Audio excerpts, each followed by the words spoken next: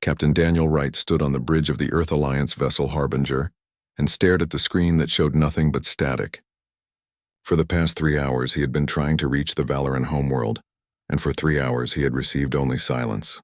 This was not normal because the Valoran always answered, and they had been humanity's closest friends in the galaxy for almost 3 centuries now. They were the ones who had found Earth's first clumsy ships stumbling through space, and instead of treating humans like primitives, they had welcomed them with open arms and taught them everything about galactic society.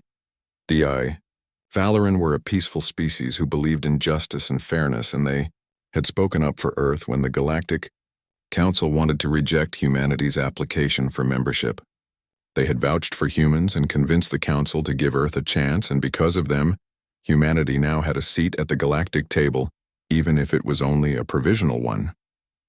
Daniel remembered the first time he had met a Valoran diplomat and how kind and patient the alien had been in explaining the complex rules and customs that governed relations between thousands of different species. Lieutenant Katie Morgan turned from her, station with worry clear on her face. She had been monitoring all frequencies and running every diagnostic test she could think of, but the results were always the same. The Valoran homeworld was silent, and not just quiet but completely dark, as if every transmitter and beacon and communication device had been shut off at the exact same moment. Even the automated systems that should have kept running no matter what were offline, and that made no sense. Unless something catastrophic had happened. Daniel ordered her to try again, and Katie sent another hailing signal toward Valoran Prime. But once again there was no response. The silence felt heavy and wrong, like the moment before a storm breaks, and everyone on the bridge could feel it. These were professional military officers who had seen combat and dealt with emergencies. But this was different because the Valoran were supposed to be safe in their home system, surrounded by diplomatic protections and treaties that had kept them secure for thousands of years. Then, Katie received something and her face went pale as she listened to her headset. She looked up at Daniel and told him that automated distress beacons were broadcasting from the Valoran system, but they were old beacons running on backup power, and the messages were coded for planetary emergency. Daniel felt his stomach drop because planetary emergency was the code used when a world itself was under threat, and not just a ship or station. He asked Katie how many beacons were active, and she told him 17 were broadcasting from different parts of the planet, and then one by one they had gone silent over the course of 40 minutes. Daniel made his decision quickly and ordered the crew to prepare for immediate jump to the Valoran system. His orders were to patrol this sector, and technically he was not supposed to leave his assigned area without authorization, but he did not care about regulations right now because something terrible had happened and the Valoran needed help. The Harbinger was not a large ship and carried only a crew of 200, but it was fast and well armed, and if there was trouble then, Daniel wanted to be there, to help the people who had helped humanity. The jump to faster than light speed took only moments, and when the Harbinger dropped back into normal space, at the edge of the Valoran system, Daniel saw something that made his blood run cold.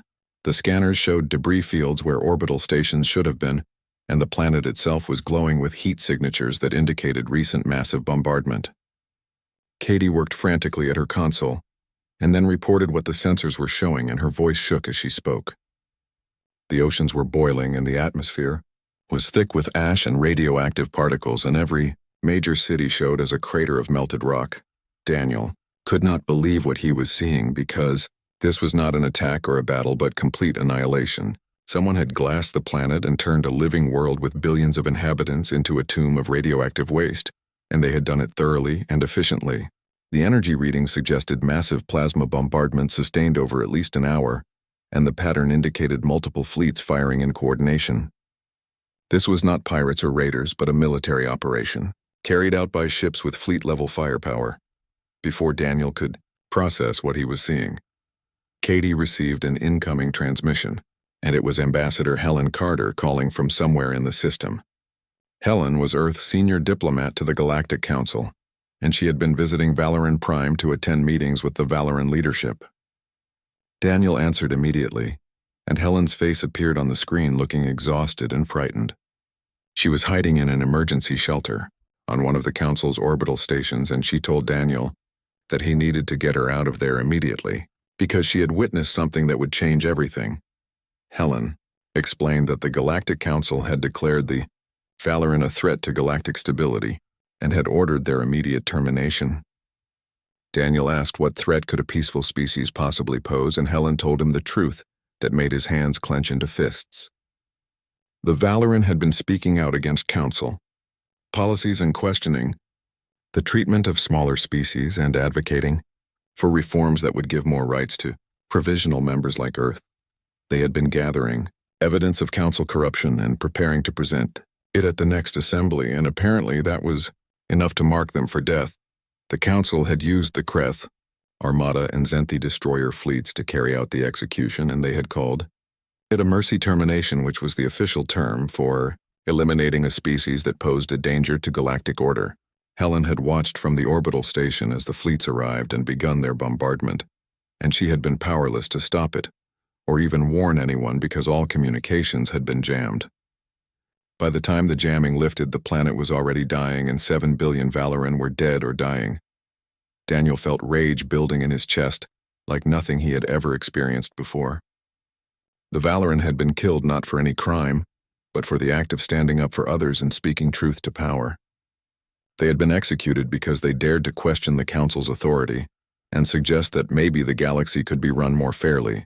They had died because they believed in justice and had tried to help species like humanity who had no real voice in galactic affairs. He told Helen to hold her position and promised that the Harbinger would extract her within the hour.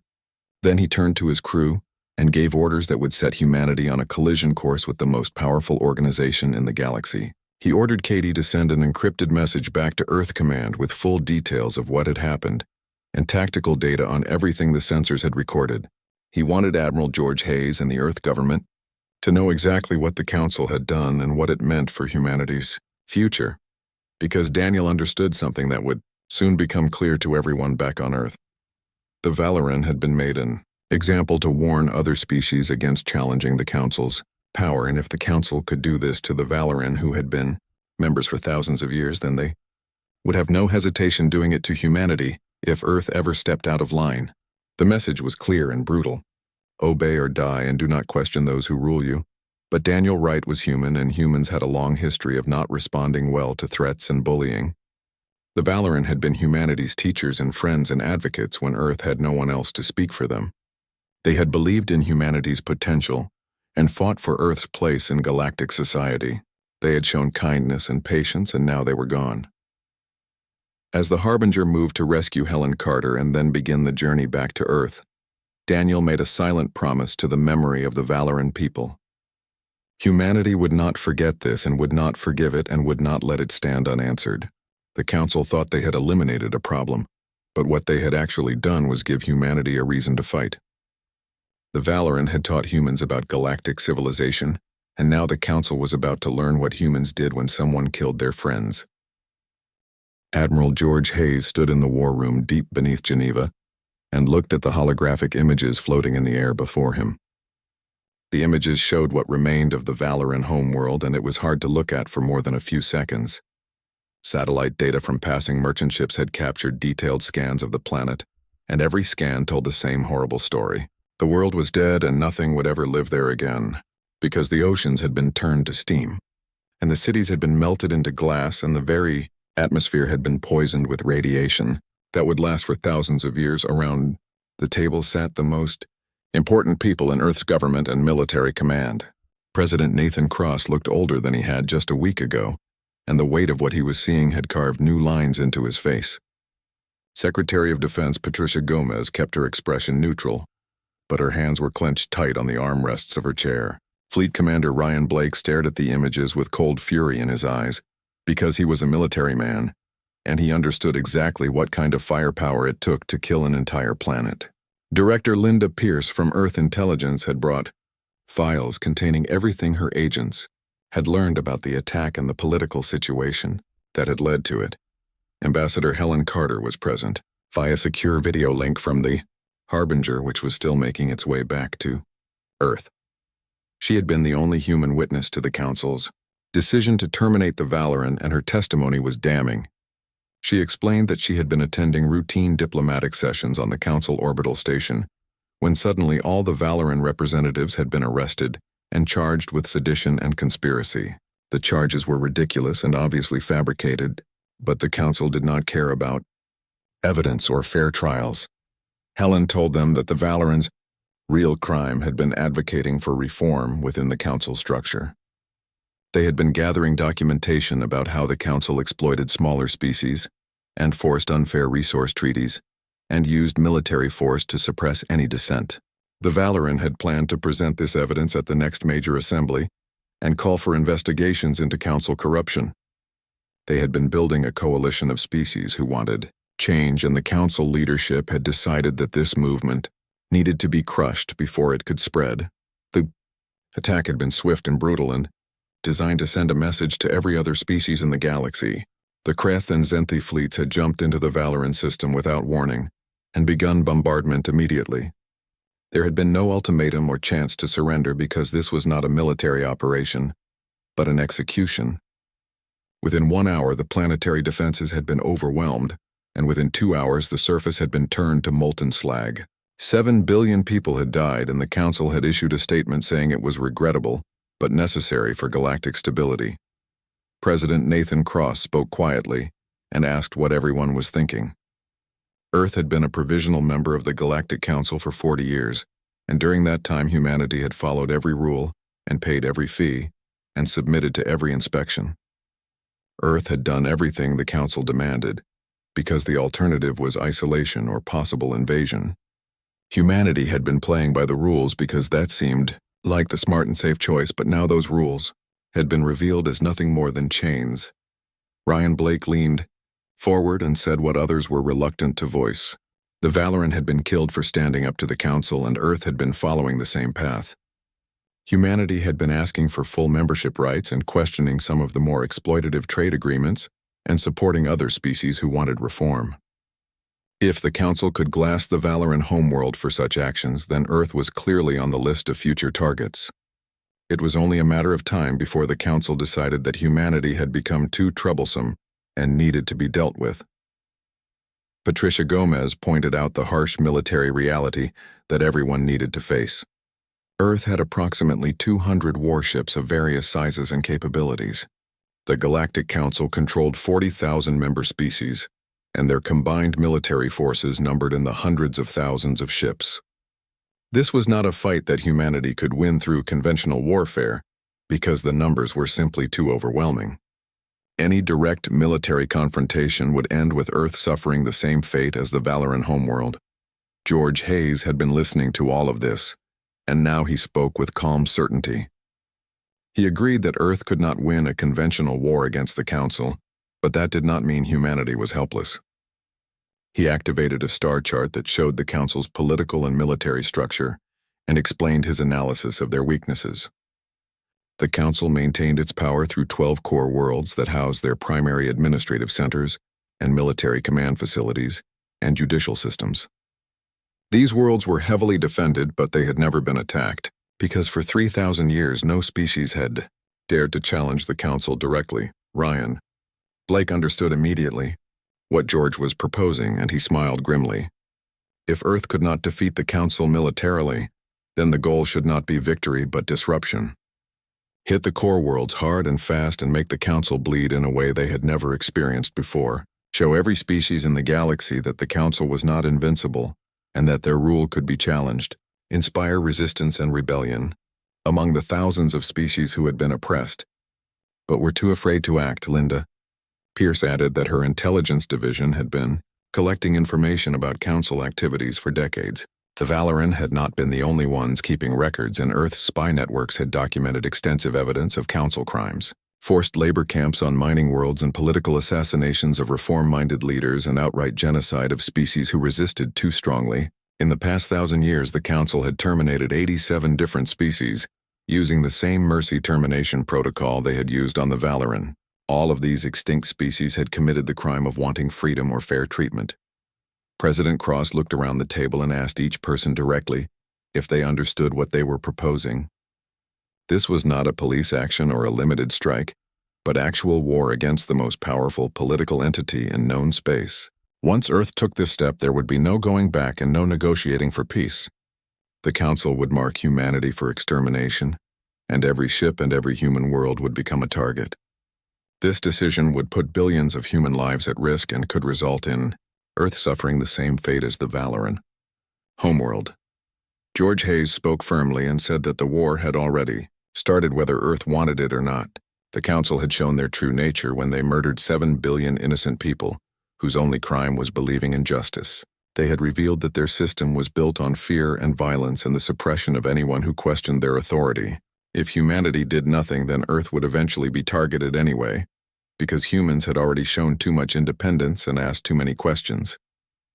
The only choice was whether to wait passively for extermination or to fight back while Earth still had the strength to do so. He continued by saying that the Valoran had given humanity a gift. When they first welcomed Earth into galactic society, they had taught humans about the stars and introduced them to thousands of other species and advocated for Earth's rights when others wanted to reject or exploit humanity. The Valoran had been friends and teachers and allies, and now they were dead. If humanity did not respond to their murder, then what did that say about human character and values? The Valoran had believed that humanity was special and had potential to make the galaxy better, and now Earth had a chance to prove them. Right, Ryan Blake added that humanity had some advantages that the Council did not expect. Human military doctrine was based on centuries of warfare among themselves, and humans had developed tactics and weapons that were designed to fight against superior numbers and technology. Earth ships were smaller and weaker than Council vessels, but they were also more maneuverable, and their crews were trained to think creatively and adapt quickly. More importantly, humans had nothing to lose because the alternative to fighting was eventual extinction. Linda Pierce said her people could ensure that the truth about the Valoran genocide and Council corruption reached every corner of the galaxy. Earth had been building communication networks and hacking tools specifically for this purpose, and once the information was released, the Council would not be able to suppress it. Thousands of species would learn that they were not alone in suffering under Council rule, and that someone was finally willing to fight back. Some of those species would join the resistance, and others would at least stop actively supporting the Council. President Nathan Cross stood and looked at each person in the room for a long moment. Then he gave the order that would change human history and reshape galactic politics. He authorized Operation Reckoning and commanded the military to begin preparations for strikes against Council core worlds.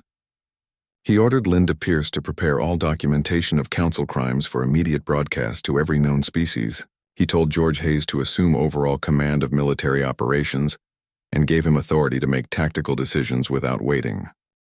The world of Apex Prime had stood as a symbol of Council power for 3,000 years, and its towers of crystal and metal reached high into the clouds above a city that had never known war. This was one of the 12 core worlds where the Council's administrative centers processed the paperwork and decisions that governed 40,000 species across the galaxy.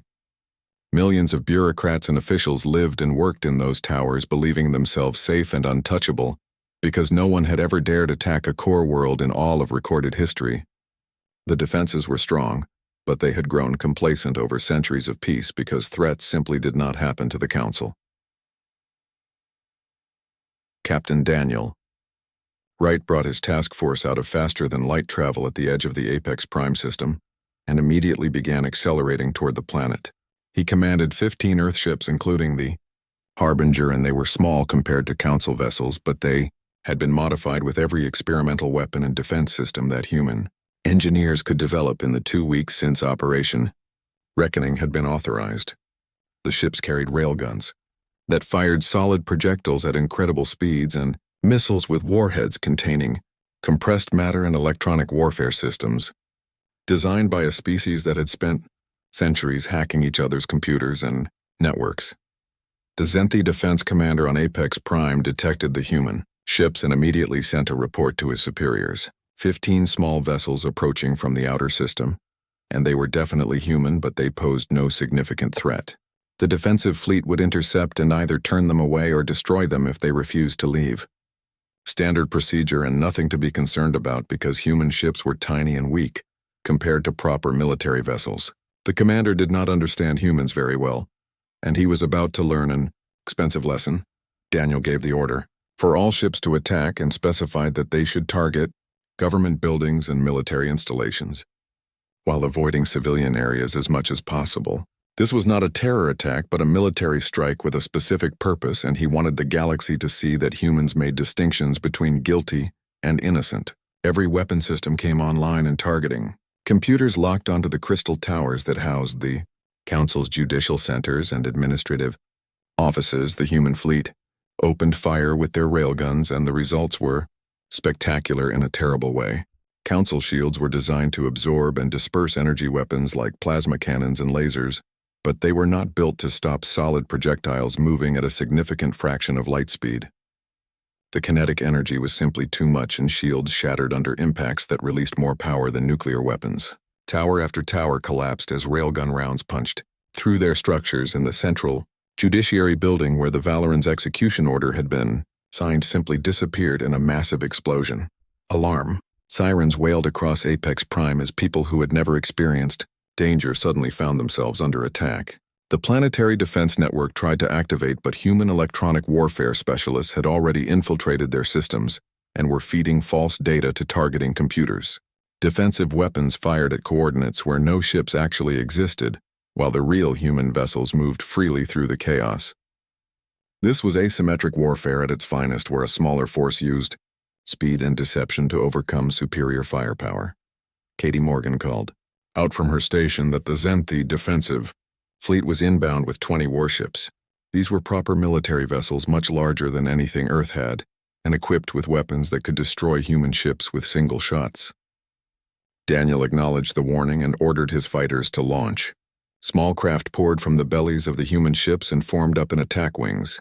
Each fighter was piloted by men and women who had trained their entire lives for combat and who understood that they were probably going to die today but were determined to make it count. Commander Lisa Hayes led her squadron, called Valkyrie Wing, and she dove straight into the Zenthi formation without hesitation. Her wingmen followed in perfect coordination as they had practiced 1,000 times. The Zenthi ships were bigger and more powerful, but they fought according to doctrine and tactics that had worked for generations against enemies who followed the same rules. Humans did not follow those rules because human fighter tactics had been developed in centuries of atmospheric combat where size meant nothing and maneuverability meant everything. Lisa targeted a Zenthi cruiser, and instead of attacking its armored hull, she went for the sensor arrays and communication antennas that stuck out from the ship's surface. Her lasers burned through relatively fragile equipment, and suddenly the cruiser was blind and deaf, unable to coordinate with its fleet. Other human fighters swarmed over Zenthi vessels like insects, targeting engines and weapon mounts and anything that looked vulnerable. They were not trying to destroy the enemy ships outright, but to disable them, and that proved far easier than the Zenthi had expected. The Zenthi fleet had never fought an enemy that deliberately targeted subsystems, instead of going for killing blows. Their tactics assumed that combat was about trading heavy fire until one side was destroyed, but the humans fought like predators, bringing down much larger prey by attacking weak points. Within 30 minutes, half the Zenthi fleet was drifting helplessly in space, with their crews trapped inside vessels that could no longer fight or maneuver. The other half retreated in confusion, having lost more ships in half an hour than they usually lost in entire campaigns. Daniel watched the tactical display and felt satisfaction mixed with sadness because this victory had come at a cost. 3 human ships had been destroyed and 2 more were badly damaged. Hundreds of his people were dead and many more were injured. But the mission had been accomplished, and Apex Prime's government district was in ruins. More importantly, every ship in the task force had been recording everything, and those recordings were about to be broadcast across the entire galaxy. Ambassador Helen Carter appeared on communication screens across thousands of worlds as Earth's networks hijacked broadcast systems and pushed through their message. She stood in front of footage showing the glassed remains of the Valoran homeworld, and her voice was steady as she explained what had happened. The Valoran had been executed for the crime of speaking out against council corruption and advocating for reform. 7 billion innocent people had been murdered not because they posed any real threat, but because they had dared to question authority. The broadcast continued with documentation that Linda Pierce's intelligence division had compiled over decades, video of forced labor camps where conquered species were worked to death in mines and factories, audio recordings of council meetings where officials casually discussed which species to exploit next, financial records showing how core world populations lived in luxury, built on the suffering of thousands of tributary worlds. Testimony from survivors of previous mercy terminations, describing how their worlds had been destroyed for refusing to surrender their resources. Helen's voice grew stronger as she delivered Earth's declaration to the galaxy. Humanity would not accept a civilization built on fear and murder and oppression. Earth would not stand by while bullies killed anyone who dared to speak for justice. The Council had made an example of the Valoran, but that example had backfired because now humanity would make an example of the Council. Every core world and every military installation and every symbol of Council power was now a target. Earth would fight until the Council fell or until humanity was extinct, and there would be no compromise. The broadcast ended with a simple message repeated in every major galactic language. The Valoran had spoken for those who had no voice, and the Council had silenced them. Earth would not be silenced and would not forget and would not forgive. Any species that wanted freedom was invited to join the fight. Any species that continued to support the Council would be treated as an enemy. The choice was theirs, but the war had begun.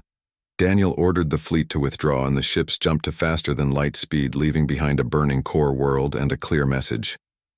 The journey back to human space would take several days, and during that time, the crew monitored galactic communication networks to see what response their attack had generated. The results were better than anyone had dared hope because the message was spreading like wildfire, and the Council could not suppress it no matter how hard they tried. Species across the galaxy were seeing the truth about Council crimes for the first time, and reactions ranged from shock to fury to vindication. The Dendari, whose colonies had been stripped of resources, began rioting against Council tax collectors. The Korthi learned that their homeworld's destruction decades ago had not been an accident, but deliberate punishment, and their survivor populations began attacking Council facilities. Dozens of other species started questioning the propaganda they had been fed for generations. More importantly, some species began sending messages to Earth offering support, or at least expressing sympathy. These were small species with no military power, but their moral support mattered because it showed that humanity was not alone in this fight. The Council's greatest weapon had always been the assumption that resistance was impossible, and that everyone had to sub. For 6 months, Earth's fleets moved through Council space like ghosts, striking targets and disappearing before reinforcements could arrive. Captain Jennifer Cole led a daring raid on the data archives of Thulon 4 and extracted files containing 1,000 years of suppressed information. Commander Paul Martinez destroyed supply depots that fed Council military forces across 3 sectors. Lieutenant Ben Carter liberated a labor camp where captured Dendari were being worked to death mining rare metals. Every operation was recorded and broadcast to the galaxy, and every broadcast included more evidence of Council crimes. The impact went far beyond military victories because Earth's information campaign was destroying the Council's legitimacy faster than any weapons could. Species that had believed Council propaganda for generations now saw documentation proving they had been lied to for centuries. The Korthi learned that their homeworld's destruction had been ordered because they refused to surrender mining rights to valuable asteroids. The Bavarium discovered that their supposed plague had actually been a biological weapon deployed by Council operatives. The Nexari found records showing that their elected leaders had been assassinated and replaced with Council puppets. Rebellion spread like fire across dry grass, and the Council struggled to contain the damage. The Dendari colonies rose in open revolt and declared independence with Earth's backing. The Korthi survivor fleets began attacking Council shipping and supply lines. Dozens of smaller species started refusing to pay tribute or follow Council edicts. The administrative machinery that had governed the galaxy for 3,000 years was breaking down under the weight of resistance from below. But the Council was far from defeated, and they commanded resources that dwarfed anything Earth and its allies could muster. The Council leadership met in emergency session and decided that examples needed to be made even more dramatically than before. They would crush the rebellion with overwhelming force and show the galaxy what happened to those who defied the established order. The Council marshaled their most loyal military forces, including species whose entire economies depended on Council contracts and who had no choice but to obey. The Kreth Armada was deployed along with the Vex War fleets, and both were given orders to destroy any world or station that showed signs of supporting the human rebellion. These were not species with any love for the Council, But they were trapped in a system where obedience was survival, and disobedience meant being the next target. The Kreth needed council trade to feed their massive population. The Vex had been genetically engineered for warfare over thousands of years, and they knew nothing else but serving as the council's enforcers. Admiral Stephen Park commanded the defense fleet protecting New Haven, which was one of humanity's largest colonies outside Earth. He received intelligence reports that a major council force was heading toward his position, and the numbers made his blood run cold. 200 council ships were inbound against his 40 vessels. Standard tactics would say retreat and save the fleet to fight another day, but Stephen knew that losing New Haven would be a devastating blow to human morale and would signal that Earth could not protect its own people. Commander Paul Martinez served on the destroyer Relentless under Admiral Park's command, and he watched the tactical display with growing concern. The enemy fleet was massive and included some of the most powerful warships in the galaxy. The Kreth ships were floating fortresses covered in armor and weapons. The Vex vessels were fast and deadly, designed specifically for ship-to-ship combat. This was not going to be like raiding supply depots or hitting lightly defended targets, but a real battle against a prepared enemy.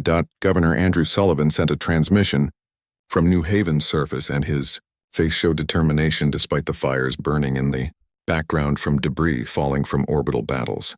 He told Admiral Park not to even think about abandoning the colony, because the people of New Haven would rather die fighting than surrender to the species that had killed the Valoran.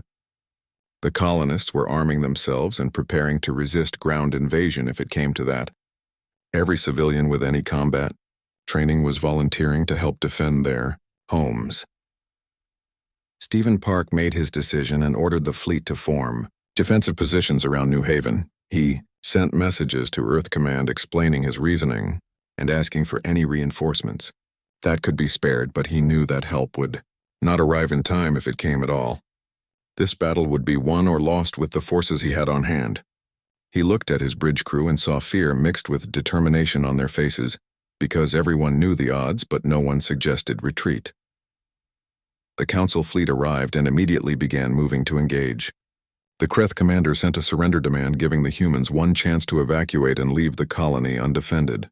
Stephen rejected the demand and added that Earth remembered what the council did to the Valoran and would never trust them with defenseless civilians.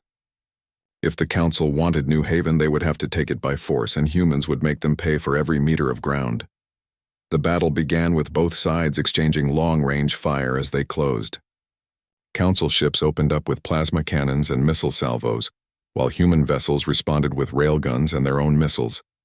New Haven's orbital defense platforms added their firepower to the mix, targeting any council ship that came within range. The platforms had been built with Valoran assistance decades ago, and they were tough and well-designed, but they were meant to stop pirates, not military fleets. Stephen ordered his ships to use every trick humans had learned over 6 months of asymmetric warfare. They deployed clouds of metallic chaff to confuse enemy sensors and fired missiles programmed to look like larger ships on scanners. They launched drones that broadcast false signals, making the council think they were facing more ships than actually existed. They targeted specific enemy vessels with concentrated fire to disable them quickly rather than spreading damage across the whole enemy fleet. Paul Martinez and the crew of the Relentless engaged a Kreth battlecruiser that was 3 times their size. The Kreth ship had heavy armor that shrugged off most of their weapons, but Paul noticed that its point defense systems were designed for energy weapons, not solid projectiles. He ordered his gunners to load armor-piercing railgun rounds and target the same section of hull repeatedly. After a dozen hits, the Kreth armor finally cracked, and the next round penetrated deep into the ship's interior, causing secondary explosions. Katie Morgan, who had been promoted and transferred to New Haven's Defense Command, coordinated the orbital platforms and directed their fire where it would do the most good. She noticed that Vex ships attacked in coordinated packs using tactics that suggested a hive mind, or at least very tight integration between vessels. She started targeting the lead ships in each pack and found that disrupting their coordination caused the others to become confused and less effective. The battle raged for hours and human ships were being destroyed one by one. The council fleet was taking losses too, but they had numbers on their side and could absorb casualties that would cripple the human force. Stephen watched 3 of his destroyers die in flames and knew that his fleet could not hold much longer.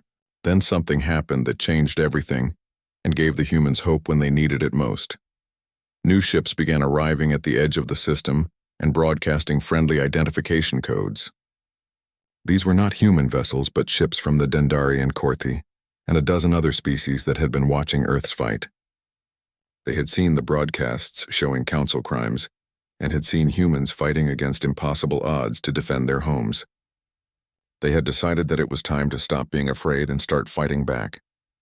Dendari captain sent a message to Admiral Park explaining that his people remembered how the council had exploited them for centuries, and they would not let Earth stand alone. A Korthi commander said her species had lost their homeworld to council weapons and they wanted revenge. Ships from other species sent similar messages, and suddenly the odds had shifted. The council fleet still had more ships, but now they were facing a combined force that was angry and determined. The Allied fleet tore into the council forces with renewed fury. Dendari cruisers had weapons designed for mining asteroids, but they worked just fine for ripping open Kreth armor. Korthi frigates were fast and maneuverable, perfect for harassing the larger council ships. Other species contributed whatever they had and fought with everything they could bring to bear. The council commander found himself facing not just humans, but a coalition of rebellious species, and his comfortable numerical advantage was evaporating. Stephen. Park ordered a general advance, and the combined fleet pushed forward. The Kreth and Vex ships that had seemed so unstoppable an hour ago were now struggling against enemies attacking from multiple directions with different tactics and weapons. The council forces had trained to fight against other conventional militaries, not against a desperate alliance of species who had nothing to lose and everything to gain. The battle turned into a rout as council ships began retreating in disorder. Their commander tried to maintain formation, but the crews were demoralized and frightened because they had never experienced defeat before. The Kreth and Vex were loyal to the council only because they had always believed the count. The Council of 12 met in their most secure location, which was a chamber hidden in folded space where no outsider had ever set foot in 3,000 years of rule. This was where the real power of the galactic government resided, and where decisions were made that affected trillions of lives across 40,000 species. The chamber had been constructed with technology so ancient that even the council members did not fully understand how it worked, but they knew it was impregnable and completely secret.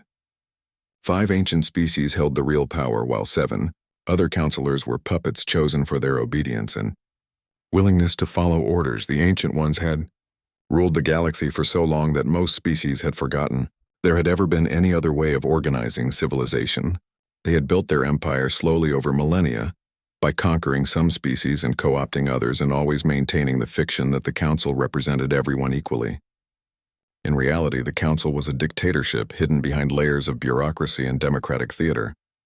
The 5 ancient species made all important decisions, while the thousands of member species provided resources and obedience. Today, the council faced something they had not experienced in living memory, which was actual, organized resistance that threatened their control. The Zenthi counselor who represented one of the ancient species reported that 47 star systems were in open rebellion. Human raids had destroyed or damaged 17% of council enforcement infrastructure.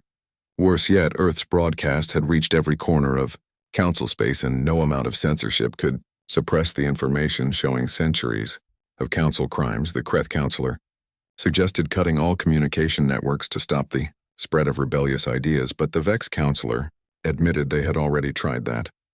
Human computer specialists had created viruses that infected council systems and bypassed every security measure. The broadcast continued no matter what technical solutions the council attempted. Every species in the galaxy now had access to documentation, proving that the council's rule was built on lies and exploitation and genocide. The eldest counselor spoke with a voice like grinding stone, and its form was so alien that even the other council members found it disturbing to look at. This creature's species had been ancient when most current civilizations were still primitive, and it had personally overseen the council's rise to power. It declared that Earth needed to be dealt with the same way the Valoran had been handled. Glass the human homeworld and erase humanity completely. Make such a terrifying example that no other species would dare resist for another 1,000 years. The Zenthi counselor quietly informed the eldest that they had already tried that approach. A fleet had been sent to Earth's solar system with orders to destroy the human homeworld, but that fleet had never returned. Every ship had been destroyed or captured, and their crews were now prisoners. Earth's home defense fleet had been reinforced with captured Council technology, and allied ships and the humans had ambushed the executioners in the outer solar system. Not a single Council vessel had escaped to report back. The Council chamber fell silent as the members absorbed this information. They had never encountered a species that could defend itself so effectively against their military power. They had never faced enemies who fought with such creativity and determination. Humans did not follow the rules of warfare that had governed galactic conflict for millennia. They used tactics that were considered dishonorable or unfair by Council standards, but were devastatingly effective. The eldest counselor demanded to know what the others suggested if military force was insufficient. The room remained quiet because no one wanted to admit that the Council's position was becoming untenable. The rebellion was spreading and more species were joining the resistance every day. The economic system that funded Council operations was collapsing as tributary worlds stopped paying taxes. The military forces that enforced Council rule were demoralized after repeated defeats. Then a new voice spoke and every head turned in shock, because someone was standing in the chamber entrance, which should have been impossible. Ambassador Helen Carter walked calmly into the room with Admiral Daniel Wright and a squad of human Marines behind her. The Marines held weapons, but they were pointed at the floor in a posture that suggested readiness without immediate threat. The Council members stared in disbelief because this chamber's location was the most closely guarded secret in the galaxy. The Krith counselor stated the obvious, which was that the chamber was shielded and hidden and completely secure. No one could possibly find this place, much less enter it without authorization. Helen smiled and explained that the Valoran had kept very detailed records of Council secrets, including the location of this chamber and the technical specifications of its defenses. The Valoran had not trusted the Council very much and had prepared insurance in case they were ever threatened.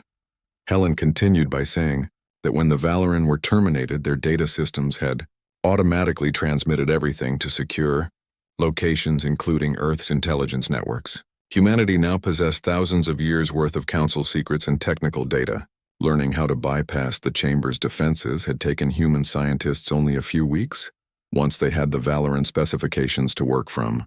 The Valoran had been very thorough in their documentation. Daniel stepped forward and his weapon was holstered, but his hand rested near it.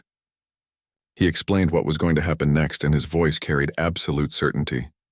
The Council of 12 would stand trial for genocide and corruption, and crimes against every species they had ruled.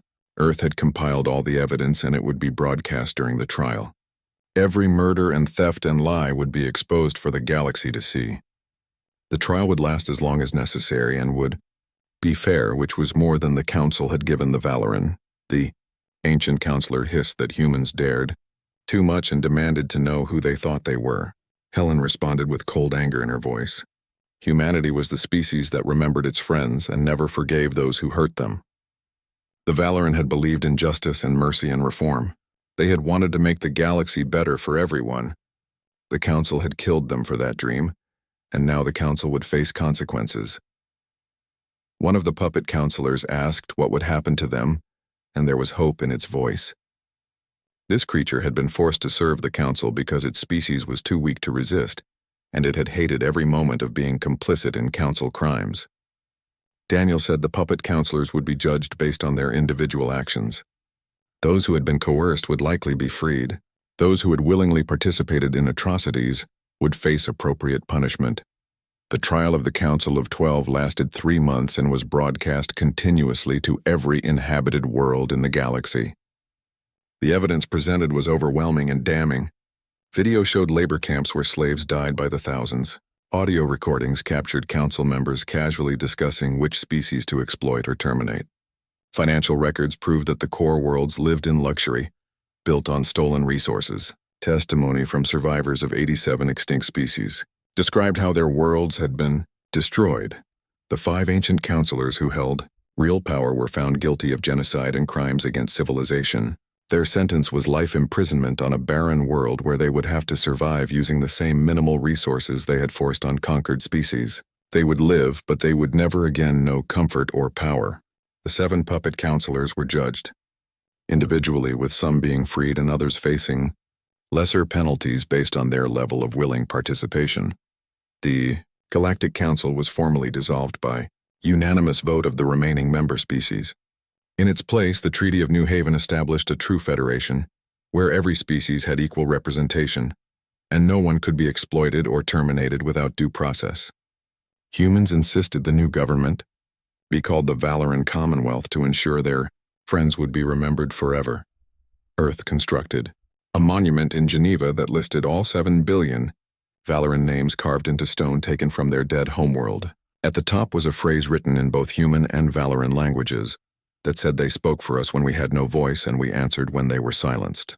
The monument became a place of pilgrimage for species from across the galaxy who wanted to honor the Valoran and remember what their sacrifice had meant. Admiral George Hayes stood before the monument on the anniversary of the Valoran genocide, and he was an old man now with his wars behind him. Next to him stood Helen Carter and former President Nathan Cross and hundreds of others who had fought in what history now called the Fury War. Helen asked quietly if George thought they had done right by the Valoran. George looked up at all those billions of names and said he did not know if the Valoran would have approved of humanity's violent response. A small group of Valoran survivors approached the monument, and the eldest spoke through tears. She said that her daughter's name was somewhere on that wall, and the child had been only 7 years old when she died. The girl had wanted to be a teacher and help young species learn and grow. This survivor told George that because of Earth's actions, children from 100 worlds were now learning in peace and safety. The Valoran